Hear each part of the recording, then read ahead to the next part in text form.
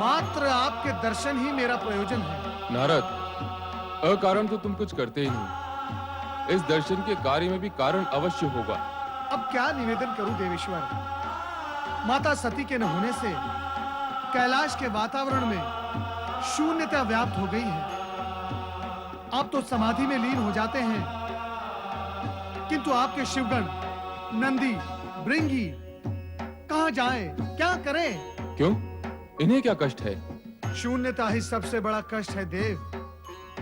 ये सब आपके समाधि से जागृत होने की प्रतीक्षा करते रहते हैं कि कब आप जागे और आपके दर्शन पाकर, आपकी वाणी सुनकर अपनी शून्यता को कुछ भर सके। तो तुम इनकी शून्यता दूर करने के उद्देश्य से यहाँ आए हो? मैं तो आपकी शून्यता भी दूर करने का इच्छुक हूं महेश्वर। और मैं ही क्यों, समस्त देवगण, शिवगण, सभी की ये इच्छा है। इससे तुम्हें या देवगणों को क्या लाभ होगा? महेश्वर, बिना लाभ के कभी कोई इच्छा व्यक्त नहीं करता। तुम कौन से और किसके लाभ की बात कर रहे हो नारद? लोक कल्याण की, प्राणी मात्र के हित की, जगत के लाभ की बात कर रहा हूं। देवेश्वर, यदि आपकी कृपा से तामसिक गुण हटकर सात्विक गुण की वृद्धि करता है, तो ये सबके हित की बात है। आपसे सत्य तो छिपा नहीं है कि असुर राज तारकासुर ने देवताओं को अपने ही स्वर्ग से हटाकर अत्यंत दयनीय और शोचनीय परिस्थिति में पहुंचा दिया। महेश्वर, देवताओं की दुर्दशा का कोई उपाय कीजिए। उपाय? उपाय तो सृष्टि के रचयिता ब्रह्मा जी ही कर सकते हैं। उन्हीं के दिए वरदान से अहंकारी होकर तारकासुर अनीति और अन्यायपूर्ण कार्य कर रहा है। उचित यही होगा कि तुम उन्हीं के पास जाओ।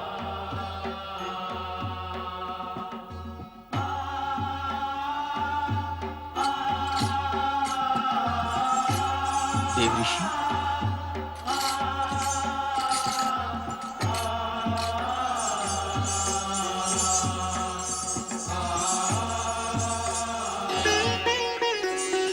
अब क्या होगा देव ऋषि? नंदी, जो भी होगा शुभ ही होगा। वो शुभ कब होगा? भृंगी, सत्य को समझ लो कि समय से पहले और भाग्य से अधिक कभी किसी को कुछ प्राप्त नहीं होता। जो भी होगा अच्छा ही होगा। माता सती के रिक्त स्थान की पूर्ति होते ही सब ठीक हो जाएगा। क्या ऐसा होगा देव ऋषि?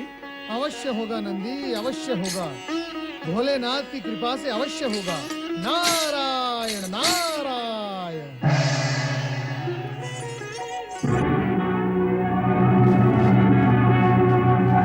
तारकासुर ने तो हमें छोड़ दिया, किंतु उसके असुर सैनिक हमारा पीछा नहीं छोड़ेंगे। कैसा प्रतिकूल समय आया है। देवता होकर भी हमें यहाँ वहाँ भटकना पड़ रहा है। कब तक ये कष्ट भोगेंगे हम? क्यों ना हम सब देवता मिलकर इन दुष्ट राक्षसों का सर्वनाश कर दें? अच्छा, तो तुम हमारा सर्वनाश करोगे? हमारे स्वामी तारकासुर ने तुम पे दया करके तुम्हें छोड़ दिया, तो तुम उनका ही विरुद्ध षड्यंत्र कर रहे हो, और हम तुम्हें दंड दिए बिना नहीं छोड़ेंगे। दानवों से हमारी रक्षा करें, रक्षा करें, हमारी देवर्षि, देवर्षि। आप तो ऐसे भाग रहे हैं जैसे आपके पीछे असुर आ रहे हो। अरे, ये खड़ी चोटी वाला कौन आ गया? ये तो देवताओं के ऋषि हैं। नारद, ऐसा ही है देवऋषि, ऐसा ही है।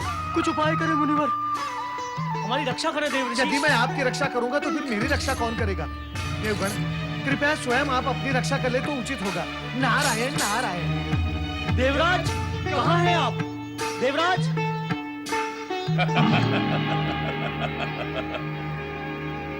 स्वर्ग पर अधिकार पा लेने के पश्चात मदिरापान का आनंद ही कुछ और है।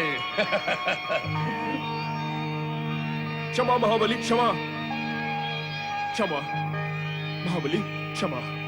किस अपराध के लिए क्षमा मांग रहे हो सेनापति? महाबली, आपके विरुद्ध षड्यंत्र रचने वाले देवताओं को लेकर हम आपके पास आ रहे थे, किंतु खड़ी चोटी वाले मुनि नारद मार्ग में मिल गए। वो हमें बातों में लगाकर उन्हें बचा कर ले गए। सेनापति, तुम हमारे विनाश के बोल न बोलो। नहीं स्वामी, मैं ऐसे क्यों बोलूंगा? हम देवताओं को पराजित करके स्वर्ग के अधिकारी बने हैं। यदि तुम एक तुच्छ मुनि जैसे प्राणी से पराजित होकर लौटोगे तो क्या यह विनाश का लक्षण नहीं? भविष्य में ऐसी भूल नहीं होगी स्वामी। भविष्य को तो तुम अंधकार में खोकर आए हो सेनापति। देवताओं को हमारे विरुद्ध षड्यंत्र करने का प्रोत्साहन मिल गया है। यदि हमने समय रहने पर देवताओं को दंडित न किया तो समय आने पर वही हमारे विरुद्ध षड्यंत्र करके हमसे स्वर्ग छीन लेंगे। ऐसा नहीं होगा महाबली, मैं ऐसा नहीं होने दूंगा। जाओ तुम।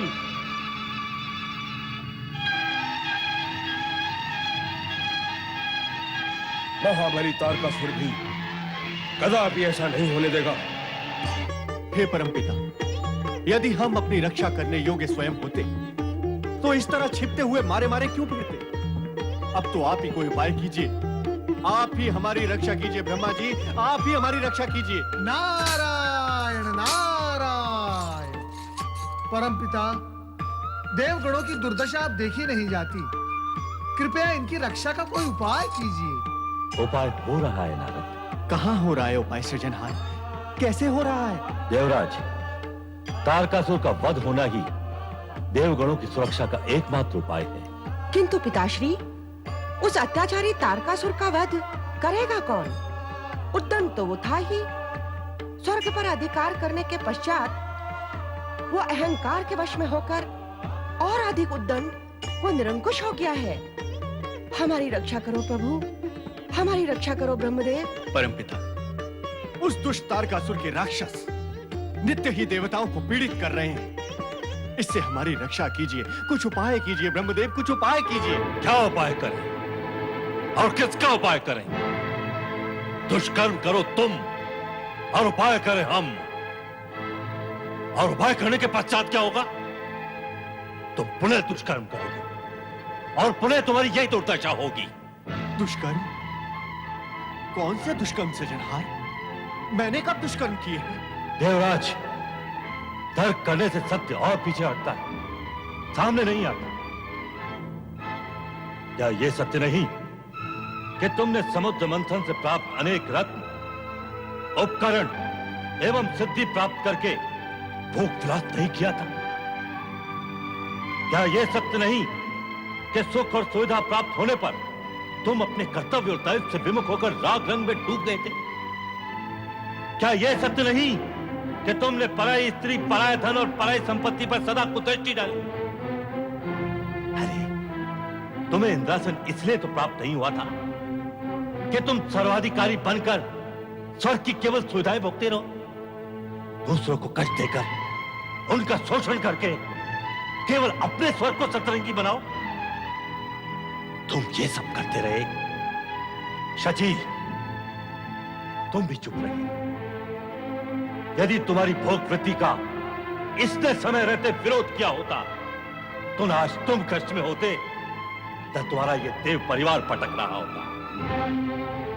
नारायण नारायण। देवराज इंद्र, पिताश्री के कहने का तात्पर्य यही है कि गुड़ खाकर किसी ने नमक का स्वाद लिया है। जैसे जल में मछली आटा देखकर लपकती है, किंतु जल में ऐसा कोई आटा नहीं जिसमें कांटा ना हो। अनावश्यक भोग के पीछे रोग, अधिक क्रीड़ा के पीछे पीड़ा और छीना झपटी से प्राप्त किए हुए सुख के पीछे सदा दुख ही खड़े रहते हैं। हे परमपिता, मैंने आपका ही अभिप्राय स्पष्ट किया है, कुछ अनुचित तो नहीं कहा? नारद, प्रश्न तुम्हारे अनुचित कहने का नहीं है, प्रश्न है देवराज ने क्या उचित समझा। सो तो है परमपिता, संपूर्ण जगत में समझ समझ का फेर है। समझो तो उजाला ही उजाला है और ना समझो तो नारायण नारायण। नारद, तुम गंभीर अवसर और प्रसंग पर भी विनोद करते रहते हो। क्षमा करें मातेश्वरी, मैं विनोद नहीं कर रहा था, मैं सत्य कह रहा हूँ। वो भी ऐसा सत्य जो स्वर्गलोक से लेकर मृत्युलोक तक फैला हुआ है। यदि आपको मेरे कथन पर विश्वास नहीं है तो आप स्वयं दृष्टि डालकर देख ले मृत्युलोक पर। जिसने भी स्वार्थ, लोभ और भोगवश होकर समझ से शत्रुता की, वो अंधेरों में ही गिरता चला गया। यही विश्व व्यापक सत्य है। देवराज इंद्र, नारद ने वही कहा है जो मुझे कहना था। तुम स्वर्ग के अधिपति और देवताओं के राजा होकर भी अपनी भोग वृत्ति के कारण अपना सब कुछ खो बैठे, किंतु तामसिक वृत्ति वाला तारकासुर अपने जप तप के बल पर मुझसे वरदान प्राप्त करके अपनी आसुरी जाति के उत्थान का मार्ग प्रशस्त कर रहा है। तुम दिव्य शक्तियों से पूर्ण होते हुए भी पराजित हुए और आसुरी शक्तियों का स्वामी घोर तपस्या और त्याग करके विजयी हुआ। क्षमा करें परमपिता, मुझे क्षमा करें। इस भोग वृत्ति के कारण मुझसे जो भूल हुई है उसके लिए मुझे क्षमा करें सृजनहार। मैं देवराजेंद्र आपको यह वचन देता हूं कि भविष्य में ऐसे कार्यों की पुनरावृत्ति हम देवों से कभी नहीं होगी। हाँ पिताश्री, मैं भी भविष्य में सावधान रहूंगी। आप कृपा कीजिए कि तारकासुर को दिया गया वरदान फलित न हो। असंभव, ये प्रकृति के नियम के विरुद्ध है। वरदान कोई बालकों का खिलौना नहीं जिससे इच्छानुसार कभी भी लिया अथवा दिया जा सके। सच तो यह है कि वरदान दिया नहीं जाता, वो तो साधक द्वारा लिया जाता है। अपने जप तप से संचित पुण्य के बल पर साधक वरदान प्राप्त करता है। जब तक उसके पुण्य शेष रहते हैं, वरदान की शक्ति भी उसका साथ देती है। पुण्य के क्षीण या समाप्त होते ही वरदान भी अपना प्रभाव खोने लगता है। तारकासुर का पुण्य जब तक उसके अपने साथ है, उसका कुछ भी अहित नहीं हो सकता। अर्थात प्रतीक्षा करनी होगी। अन्य कोई उपाय नहीं। देवराज इंद्र और समस्त देवगण, आप सबको अपना धैर्य धारण करके उस दिन की प्रतीक्षा करनी होगी जिस दिन तारकासुर का पुण्य समाप्त हो जाएगा। इसके पश्चात तो तारकासुर का वध हमारे हाथों हो जाएगा ना परमपिता? नहीं, तारकासुर का वध तुम्हारे हाथों नहीं होगा। तो उसका वध कौन करेगा? हमारी रक्षा कौन करेगा परमपिता? उसका वध शिव जी के पुत्र के हाथ होगा। महादेव पुत्र? शिव जी का पुत्र? किंतु माता सती ने तो आत्मदाह कर लिया है। इतना आश्चर्यचकित होने की आवश्यकता नहीं है जितना आप प्रकट कर रहे हैं। सती के न होने से शिवपुत्र कहां से आएगा? यह प्रश्न तो सरल ही है। शिव का विवाह होगा, विवाह के पश्चात पुत्र की उत्पत्ति होगी और उसी पुत्र के द्वारा तारकासुर का वध होगा। परमपिता, मेरा अभिप्राय है कि आप या शिवजी तारकासुर का वध क्यों नहीं कर देते? यह भी संभव नहीं है। मैंने उसे वरदान दिया है और शिवजी अकारण प्रत्यक्ष रूप से प्रकट नहीं होते। तो फिर शिवजी का पुत्र ही क्यों? तारकासुर का वध तो कोई भी कर सकता है। उसका पुण्य क्षीण होने पर यह कार्य किसी के लिए भी संभव होगा। ऐसा नहीं है। ऐसे संस्कारी और शक्तिशाली प्राणी को वही मार सकता है जो तपस्वी, तेजस्वी, ओजस्वी, लोक कल्याणकारी, निरहंकारी, परम पुण्य एवं पवित्र अंश से उत्पन्न हुआ हो। और ये गुण केवल शिव के अंश में ही विद्यमान हो सकते हैं। तारकासुर जैसे योगवादी असुर का वध करने के लिए भोग वृत्ति वाला नहीं, योग वृत्ति वाला ही समर्थ हो सकता है। और इस जगत में शिव से बड़ा योगी है ही कौन? किंतु परमपिता, क्या शिवजी विवाह करेंगे? वे तो सदा ही सती के वियोग में समाधिस्थ रहते हैं। क्या उनके विवाह की कोई संभावना है? निश्चय ही है, क्योंकि सती के दिव्य वरदान के अनुसार शक्ति का आगामी अवतार हिमालय राज और उनकी पत्नी मैना रानी की पुत्री के रूप में होगा। परमपिता, क्या आप शक्ति माता का आगामी अवतार भी होगा? हाँ, उन्होंने वरदान दिया है तो अवश्य ही। परमपिता, माता सती ने कब, क्यों और किसको वरदान दिया था, ये आप स्पष्ट करेंगे तो देवगणों का मन आश्वस्त होगा। एक समय हिमालय राज रानी मैना देवी के मन में सती को पुत्री रूप में पाने की इच्छा जागृत हुई। इस हेतु उन्होंने कैलाश के एक एकांत शिखर पर शक्ति आराधना आरंभ की। ओम आईं ह्रीं क्लीं चामुंडायै विच्चै नमः। ओम आईं ह्रीं क्लीं चामुंडायै विच्चै नमः। ओम आईं ह्रीं क्लीं चामुण्डायै विच्चै नमः। ॐ ऐं ह्रीं क्लीं चामुण्डायै विच्चै नमः। ॐ ऐं ह्रीं क्लीं चामुण्डायै विच्चै नमः। ॐ ऐं ह्रीं क्लीं चामुण्डायै विच्चै नमः। ॐ ऐं ह्रीं क्लीं चामुण्डायै विच्चै नमः। ॐ ऐं ह्रीं क्लीं चामुण्डायै विच्चै नमः।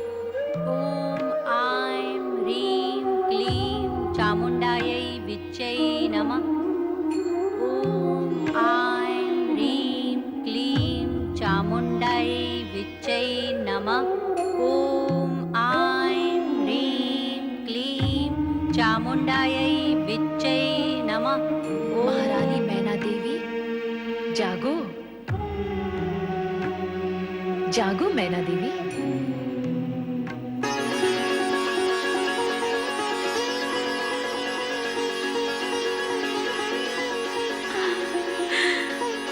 माँ जगदम्बा, आपके दर्शन पाकर मेरा जन्म सफल हो गया माँ।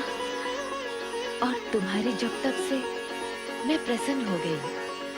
मांगो, इच्छित वरदान मांगो। केवल ये कि अगले अवतार में मैं आपको पुत्री रूप में पाने की इच्छुक हूँ। तुम्हारी ये इच्छा पूर्ण करने हेतु मैं वरदान दे भी दूं, तो ये समझ लो कि वो कष्टों से पूर्ण ही होगा। कारण कि इस जन्म में जिन कठिन परिस्थितियों और कठोर परीक्षाओं के कारण मैं इस देह का त्याग करूंगी, अगले अवतार में मुझे इससे भी कठिन परीक्षाएं देनी होंगी। क्या तुम अपनी पुत्री का दुख और कष्ट झेल सकोगी? आपकी माता बनने का सुख प्राप्त करने हेतु मैं सभी दुखों को झेल लूंगी। माँ का विरह रूप ममता और आशीर्वाद के कवच से परिपूर्ण होगा, जो कष्टों को आप तक आने भी नहीं देगा। मुझे पुत्री रूप में प्राप्त करने की इच्छा मन में इतनी बलवती है कि यदि वो पूर्ण ना हुई तो अर्थ का अनर्थ भी हो सकता है। उससे तो अच्छा है कि कष्टों को सहन करने हेतु तत्पर होकर मैं आपके यहाँ जन्म लूं। सत्य तो मेरा तप सफल होगा, मुझे आपकी माता बनने का सौभाग्य प्राप्त होगा। माँ, मुझे वरदान दो, अगले जन्म में आप मेरी पुत्री रूप में प्रकट होंगी। तथास्तु।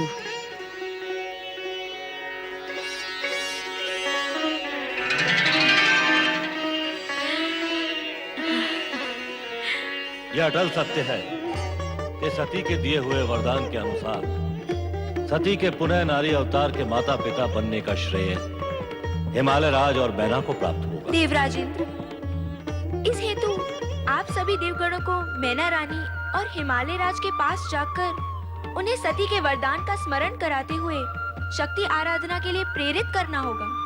शक्ति आराधना?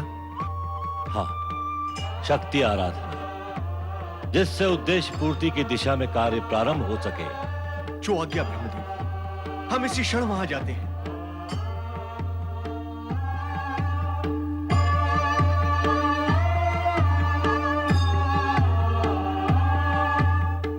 परम पिता, देवगणों को तो आपने मैना रानी और हिमालय राज के पास भेज दिया, परंतु क्या उनकी शक्ति आराधना सफल होगी? तुम्हें शंका क्यों है नारद? शक्ति तो शिवजी की अर्धांगिनी है। सती के अग्नि प्रवेश पश्चात शिवजी का वैराग्य बढ़ गया था। हे परमपिता, क्या ऐसी स्थिति में शिवजी शक्ति को अवतार लेने की सम्मति देंगे? नारद, जब तुम इस सत्य को स्वीकार करते हो कि शक्ति सदा शिव की अर्धांगिनी है, तो यह भी स्वीकार करो कि वो सती के वरदान को अपूर्ण नहीं रहने देंगे। सती के वरदान की पूर्णता में शिव लीला का योगदान भी अवश्य होगा। ब्रह्म वाक्य सत्य ही होगा। नारायण नारायण। आपको तो स्मरण ही होगा महारानी मैना रानी कि सती माता ने आपके यहाँ पुत्री रूप में जन्म लेने का वरदान दिया था। वरदान मुझे दिया था? सती माता ने मेरे घर पुत्री बनकर पैदा होने का? लगता है समय व्यतीत होने के साथ साथ आप सब कुछ भूल गई हैं। हाँ मैना रानी, आपने सती माता की आराधना की थी, जिससे प्रसन्न होकर सती माता ने आपको ये वरदान दिया था कि वो पुत्री के रूप में आपके यहाँ जन्म लेंगी।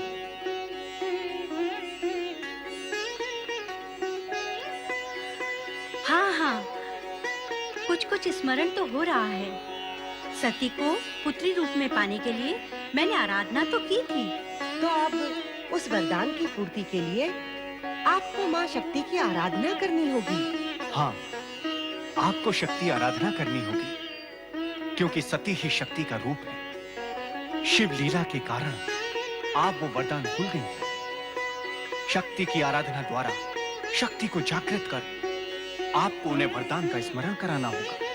अच्छा किया आपने यहाँ आकर सती माता के दिए हुए वरदान की बात को फिर से स्मरण कराकर। मैं तो भूल ही गई थी। अब स्मरण हो गया है तो माँ शक्ति का भी स्मरण कीजिए। अवश्य, ये तो मेरा सौभाग्य होगा कि माँ सती पुत्री रूप में मेरे घर में जन्म लेगी। मैं निश्चित रूप से माँ शक्ति की आराधना करूंगी। विधाता की अपार कृपा से हमें ये दुर्लभ अवसर प्राप्त हुआ है। हम अवश्य ही शक्ति माता की आराधना करेंगे। इसी में हम सब का कल्याण है। आगे शिव जी की इच्छा।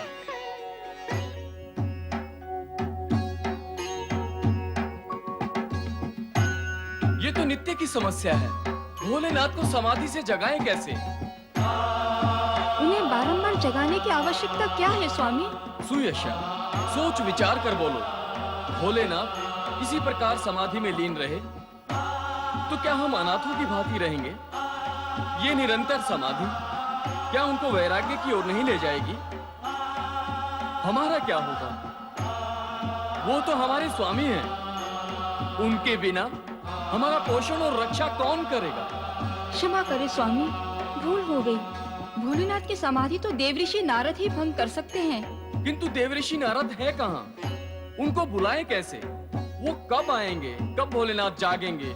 उनके आए बिना कुछ भी संभव नहीं है। संभव है नंदी भैया, ये संभव है। देवर्षि नारद तो तीनों लोकों का भ्रमण करते हैं।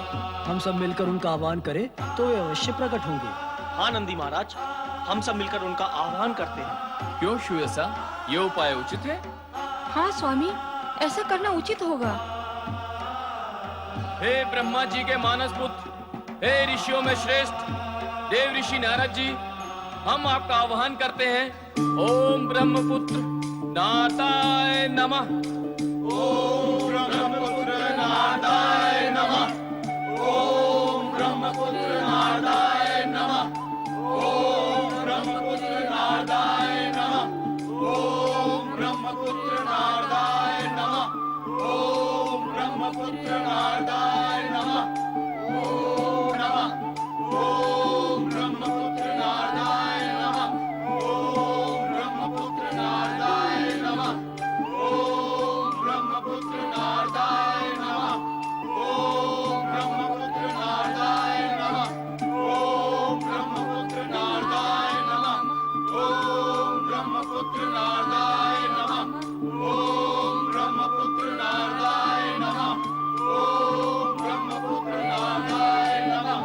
ओम ब्रह्मपुत्र नाथाय नमः। ओम ब्रह्मपुत्र नाथाय नमः। क्षमा करे भोलेनाथ, आपको क्रोधित करना हमारा उद्देश्य नहीं था। हम तो जय भोलेनाथ, जय शिव शंकर, जय त्रिलोकीनाथ। जय भोलेनाथ, जय शिव शंकर, जय त्रिलोकीनाथ। नारद, तुम इतने दूर क्यों खड़े हो? समीप आओ। आपकी वक्र दृष्टि से भय लगता है भोलेनाथ। लगता है आप अति क्रोधित हैं। ये नंदी अपने साथियों के साथ अकारण ही कोलाहल करके मेरी समाधि भंग कर देता है। हे त्रिकालदर्शी, अकारण तो कुछ भी नहीं होता। ये सब तो आपके सेवक हैं। आप अधिकतर समाधि में लीन होते हैं और ये सब आपके स्नेह और कृपा से वंचित होकर व्यग्र हो उठते हैं। इनका अपराध तो कुछ भी नहीं, यदि है तो केवल इतना कि अपने स्वामी के प्रति भक्ति और श्रद्धा से पूर्ण होकर उनकी कृपा के इच्छुक हैं। इन पर कृपा कीजिए। और कहो नारद, कुछ समाचार तो अवश्य लाए होगे। ऐसा कौन सा समाचार है देवेश्वर जो आपको ज्ञात नहीं?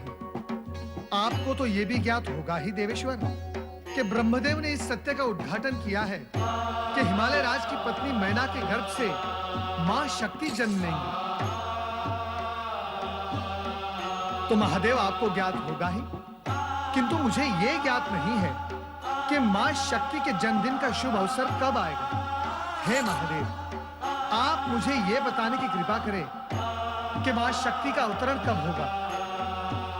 नारद को अधीरता शोभा नहीं देती।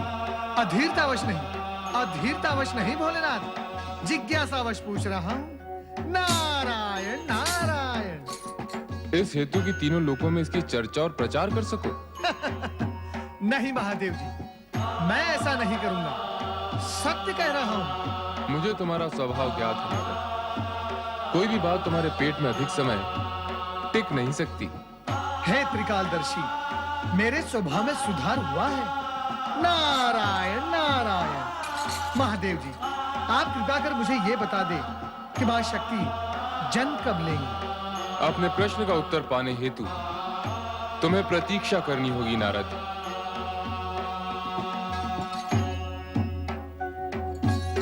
नारायण नारायण।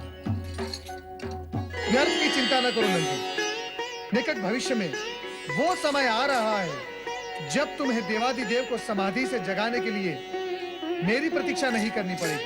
अर्थात आनंद ही आनंद, परंतु ये होगा कैसे? नंदी, अपने प्रश्न का उत्तर पाने हेतु तुम्हें थोड़ी प्रतीक्षा करनी होगी। नारायण